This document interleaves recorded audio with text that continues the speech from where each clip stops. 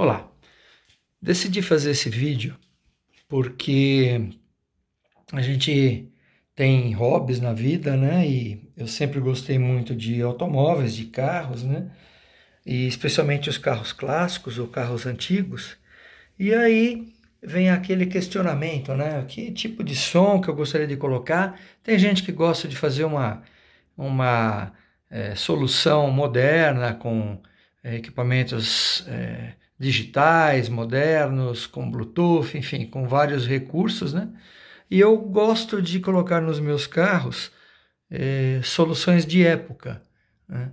E aí eu decidi, eu tenho esse pequeno acervo aqui, uma parte do acervo está nos meus carros, então eu não tenho um backup, né, um adicional de cada uma segunda opção dos que eu tenho nos carros. Então, começando aqui por equalizadores e amplificadores, né, é, eu passo pela linha Tojo, que é uma linha que eu sempre gostei, marcou a minha geração, né?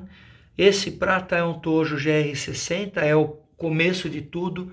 A Tojo começa a fazer suas atividades em 1978, ela durou 20 anos, de portas abertas, então de 1978 a 1998, e esse é o primeiro modelo deles, que tem como característica aqueles ajustes de graves, agudos, enfim, da curva.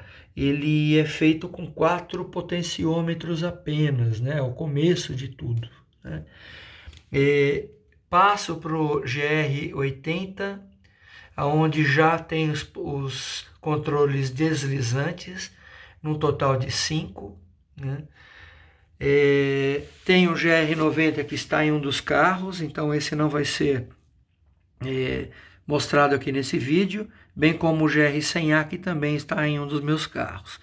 Esse equalizador é um equalizador que eu acho bastante legal, o GR250, é um equipamento slim, né? Ele é pequeno, ele já tem os famosos 7 controles deslizantes, né? Para fazer a curva do som, né?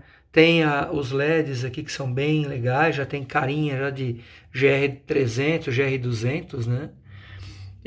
Passando por um que eu gosto bastante, que na época eu confidencio que não conhecia, quando em 86, 87 eu comprava esses equipamentos para pôr nos meus carros na época zero, né? Esse é um GR270, eu acho que é um equipamento bem harmonioso, porque ele tem as nuances prata, né, e preto, com a régua transparente, já aí a partir daí já tem os 7 comandos, né? E eu acho ele bem bonito, esteticamente no painel do carro fica legal, bastante legal, né?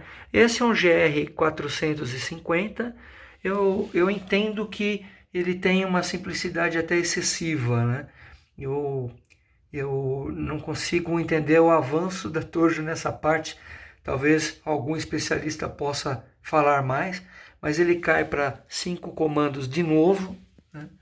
E aí migro para um GR900, que já é um equipamento, além de tudo, né, esses equipamentos passam a ter mais potência em cada modelo lançado, sempre usando essa característica dos LEDs, né, dos LEDs verdes, amarelos e vermelhos, e voltando à característica da Tojo dos 7 controles deslizantes. Aqui é um GR1200, que também na época eu não me recordo de propaganda. Tinha muita propaganda em revistas automotivas, né? Em feiras, os folders que eram dados, né? E então tinha os clássicos, GR200, GR100, GR300, GR1250, GR2000, mas o 1200 eu sinceramente não me recordo desse equipamento. Esse aqui está em ótimo estado, né? A maioria deles. Esse é um GR1500, um equipamento muito bonito, na minha opinião, com uma curva de LEDs aí. Quem é old school lembra da Super Máquina, ele lembra bastante porque a curva de LEDs ela fica piscando aqui. E esse amplificador também de época, é bem interessante pelos VUs, né?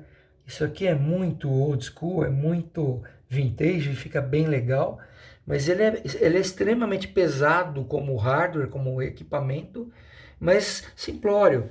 Me lembra um pouco, na simplicidade, os cashbox de época. Aqui eu entro nos rádios e toca-fitas de época. Eu não tenho a pretensão de fechar a coleção da Bosch, ela é muito extensa, mas esse é um São Francisco, um equipamento muito comum em carros da Volkswagen dos anos 80. Passo por um autorrádio da Ford, e esse aqui é o modelo de entrada dos Escortes XR3 e guia. Eles tinham 3 modelos na época. Esse é o de entrada, é um equipamento extremamente novo também, o gabinete ali, dá para se ter uma noção. E aí a gente começa a viajar por alguns, né? No caso aqui, um Miami 3 da Bosch, um clássico de época. Esse saía também no Passat GTS Pointer, por exemplo. Naquele Voyage Super GLS. Este aqui é um Los Angeles 2, né? Um equipamento que também marcou a época. E aí eu tenho esses 2 motorrádios aqui, o Flamingo 3, né? E um Tucano, aqui, tá de ponta cabeça, um Tucano. O famoso, cultuado Rio de Janeiro. Esse é o primeiro Rio de Janeiro, um equipamento que está bem legal, tudo funcionando, não tem falha em composição do display, a serigrafia também está bem legal. Um clássico TKR, cara preta, né, o 150M. E aqui mais alguns equipamentos, né? No caso, são equipamentos misturados aqui, é um San Diego, né, que esse da esquerda, com a grafia aqui meio laranja, meio amarelada, e aí alguns equipamentos da Bosch também, com a logotipia Volkswagen, né, então, no caso, por ser um FM, ele é um equipamento ligeiramente mais novo. Num dos meus carros, o carro é 69, ele tem um deste, só que ondas curtas, ondas médias e AM, né? Então, em meados de 74 que o FM entra, pelo que eu me lembro, então esse aqui já é um equipamento mais novo. Esse aqui fatalmente saía em Voyages e Passats, né? Esse também é um outro ícone dos sons antigos, que é um KP500. Esse equipamento é bem interessante, porque ele nunca foi instalado em carro nenhum. Então ele ele foi revisado, mas ele é totalmente preservado, não tem marca de uso, não tem nada, né? Esse é um equalizador da Motorrádio, dá para ver aqui, né? É o EQS M02, é bem simpático, falta um botãozinho ali, dá para ver, e ele tem as 5 curvas, né, de ajuste. Este aqui é um Tojo que provavelmente muita gente não tenha ouvido falar, que é o EP101. É um equipamento, eu vou dar uma volta aqui, né? A caixa dele está aqui, está de ponta cabeça. Então vamos passar aqui adiante. Mas ele é um equalizador paramétrico, né? E ele tem esse conjunto de 10 potenciômetros para ajuste das frequências, dos controles, né? Ele é bem interessante, eu não conhecia até pouco tempo atrás, tá? Atrás ele tem todos os plugs RCA, é alimentado por uma fonte de 12 volts, tem que ter um adaptador, alguma coisa do gênero, tá? Aqui de pé, esse aqui é um 243 Plus, que tinha 20 watts a mais do que o modelo 243 convencional, já usava os botões da linha Rio de Janeiro, Miami, enfim, já usado Los Angeles, ao contrário do 243 convencional, e tem essa máscara com tons de cinza. Então é um equipamento de luxo para os padrões. Este é um Pioneer, aquele que a gaveta é integrada. Esse Pioneer eu comprei novo, em 1990, pela bagatela de $500, ou seja, era um dinheiro que eu tive que pagar em vezes, porque eu não tinha condições de ter. E ele tem o display em âmbar, bem como as teclas, tem aquela iluminação âmbar, né? Aquele alaranjado bonito, típico da Pioneer de época. Espantosamente, esse equipamento ficou parado por décadas. Eu liguei, ele está funcionando perfeitamente, inclusive fita. Limpei cabeçote, ele está perfeito. Tem até vídeo publicado na internet. Aqui é o Mitsubishi clássico também, né? À esquerda aqui. Esse equipamento aqui foi muito, muito, muito vendido realmente nos anos 70, lá pelos idos de 75, 76. Este é um caso diferente, tá? Ele é um Mustang que, para quem conhece a Mustang, não é uma marca cultuada por qualidade, mas ela era inovadora. E esse equipamento, o interessante dele é que ele tem duas portas para fita cassete. E você tinha a condição de gravação, fita a fita, ou gravação do que está sendo captado pelo rádio. Isso foi algo que também eu não tinha ideia. Adquiri esse equipamento pela singularidade e porque entre os meus carros antigos eu tenho carros com painel revestido com aquela imitação de jacarandá. Então ele poderia ser uma solução interessante.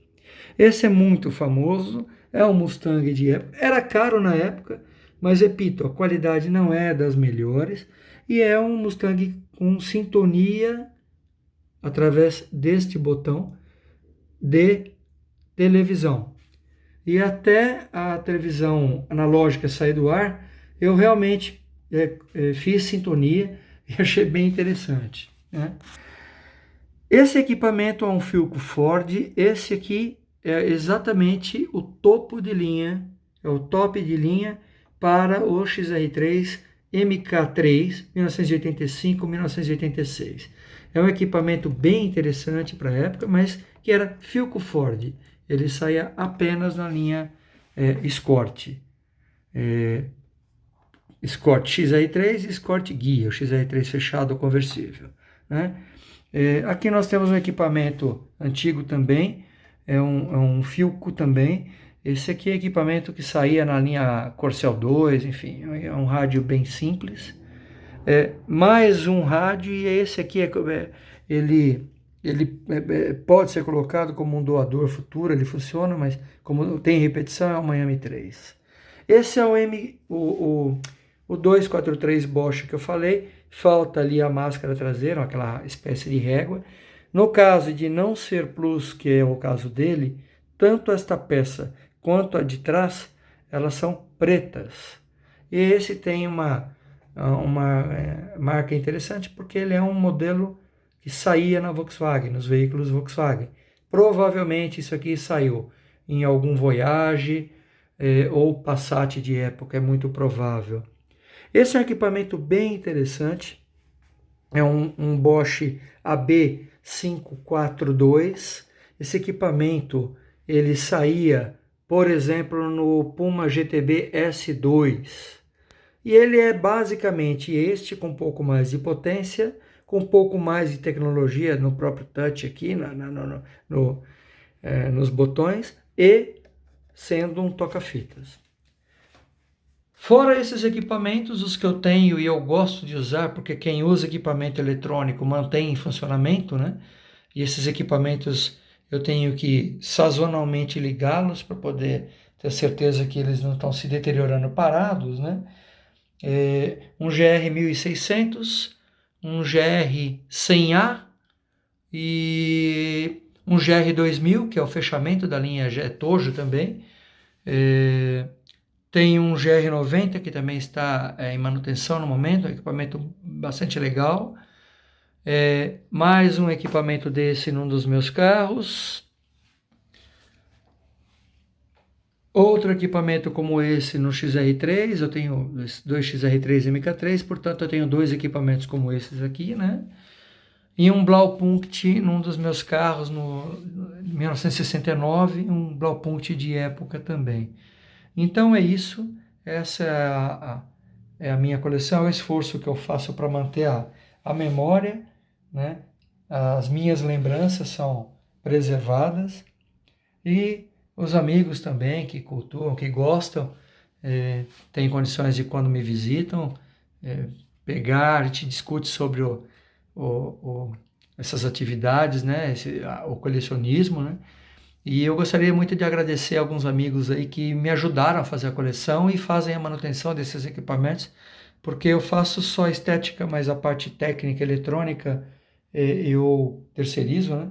Então, o Carlos, que era de uma época áurea, foi assistência técnica, Tojo, Motorrádio, Bosch, a Wanderson, uma loja que quem folheava aquelas revistas quatro rodas de época dos anos 80 via o anúncio deles naquela sessão de anúncios. Cláudio Grilo, do Museu do Toca-Fitas, também é um cara muito bacana, faço manutenção com ele também, é um amigo, né? Então agradeço muito.